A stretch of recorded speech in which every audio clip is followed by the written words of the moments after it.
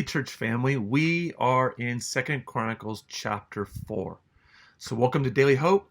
Here we go. We're going to begin in verse 1 as we look at Solomon's continued efforts at the construction of his great temple. Verse 1, Solomon also made a bronze altar 30 feet long, 30 feet wide, and 15 feet high. Wow, let's just pause right there. And let's pause for a moment and reflect on the role and the purpose of altars that we see throughout the Bible.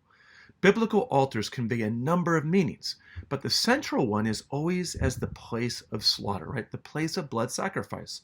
The Hebrew word for altar comes from the same Hebrew word for slaughter, meaning that the central purpose of the altar is the place of blood sacrifice. Now, this altar would have been an imposing structure located right before you walk through the doors into the temple of God, located in the inner court. And it's so important that we understand that before a person or a priest could go into the temple of God, there was offering for sin that had to be made. Now, this altar took on a whole new level of meaning with Jesus' life, and we see that in Hebrews chapter 10, verse 11. Listen to this. Day after day, every priest stands and performs his religious duties again and again. He offers the same sacrifices, right, at this altar we're looking at, which can never take away sins. But when this priest, meaning Christ, had offered for all time one sacrifice for sins, he sat down at the right hand of God. And since that time, he waits for his enemies to be made his footstool.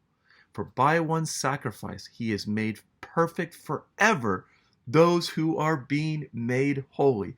So what does this altar represent? It represents the cross, the place where Jesus would offer his own life as an atoning sacrifice to once and for all take away our sin. It's amazing. Now that's the fulfilled meaning behind this altar.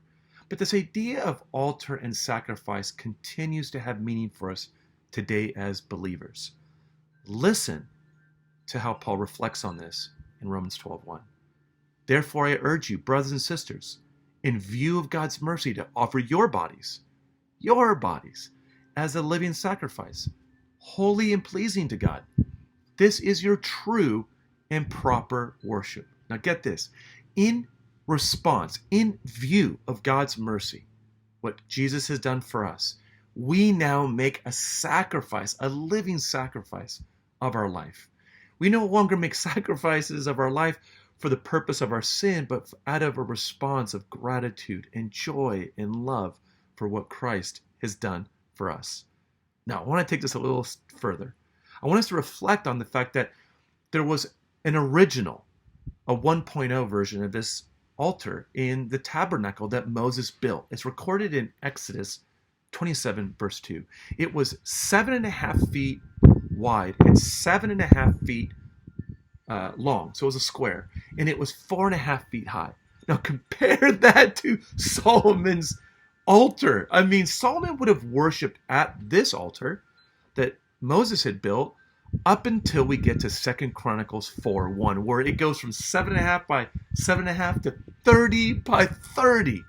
I mean, it's like Solomon was looking at all the grace and the favor on the Israelites, how he'd led them into the promised land, and how he had blessed them and taken care of them and given them everything they needed. He's like, this altar is not good enough anymore. I need to build a 30 by 30 altar in response to what God has done for us. Here is the point. As God's grace and favor and mercy grows in our life, so should our altar grow alongside God's favor. Right? Our altar represents our devotion and our worship to God in response to his grace and mercy. May the altar of our life grow. May our worship and our devotion grow as God's grace grows in us. God bless you and have a great day.